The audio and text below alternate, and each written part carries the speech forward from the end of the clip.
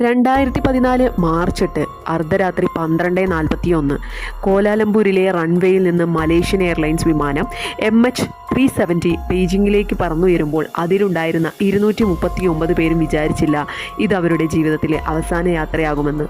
Welcome to 30 Days of 30 Mysteries day 5.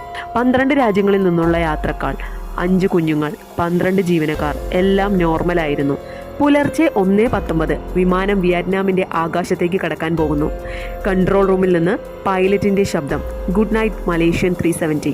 അതായിരുന്നു ആ വിമാനത്തിൽ നിന്നുള്ള അവസാന വാക്കുകൾ. കാരണം 2 മിനിറ്റ് കഴിഞ്ഞപ്പോൾ സംഭവിച്ചത് ലോകത്തെ മുഴുവൻ ഞെട്ടിച്ചു. 1:21 വിമാനത്തിൻ്റെ ട്രാൻസ്പോണ്ടർ പെട്ടെന്ന് ഓഫായി.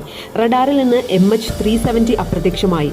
1 സെക്കൻഡിൽ മായാജാലം പോലെ. പക്ഷേ കഥ അവിടെ തീർന്നില്ല. സൈനിക റഡാറിൽ പിന്നെയും ആ വിമാനം കണ്ടു. അത് തിരിഞ്ഞു പറക്കുകയായിരുന്നു മലേഷ്യക്ക് മുകളിലൂടെ, പിന്നെ നേരെ ഇന്ത്യൻ മഹാസമുദ്രത്തിലേക്ക്, ആരും പ്രതീക്ഷിക്കാത്ത വഴിയിലൂടെ. പിന്നീട് 7 മണിക്കൂർ ആ വിമാനം ആരോടും മിണ്ടാതെ ഒരു സിഗ്നലും അയക്കാതെ പറന്നു. ഇൻമാർസാറ്റ് സാറ്റലൈറ്റ് മാത്രം ഓരോ മണിക്കൂറിലും ഞാൻ ജീവനോടെയുണ്ട് എന്ന സിഗ്നൽ പിടിച്ചെടുത്തു. അവസാന സിഗ്നൽ വന്നത് രാവിലെ 8:19. അതിനുശേഷം നിശബ്ദത. എവിടെ പോയി ആ വിമാനം? സാറ്റലൈറ്റ് ഡാറ്റ പറയുന്നു, ഇന്ത്യൻ മഹാസമുദ്രത്തിൻ്റെ തെക്കേ ഭാഗത്ത് 4 കിലോമീറ്റർ ആഴത്തിൽ MH370 വീണിരിക്കാം എന്ന്.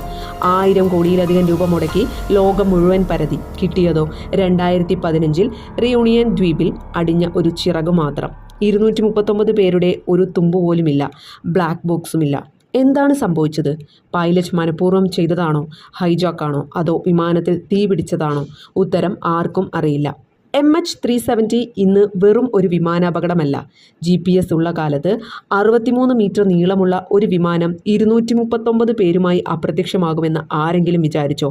239 കുടുംബങ്ങൾ ഇന്നും കാത്തിരിക്കുന്നുണ്ട്. MH370 പറഞ്ഞു തരുന്ന ഒരു കാര്യമേ ഉള്ളൂ, ഈ ആകാശത്തിന് ഇന്നും മനുഷ്യനെത്താത്ത ചില കോണുകളുണ്ട്.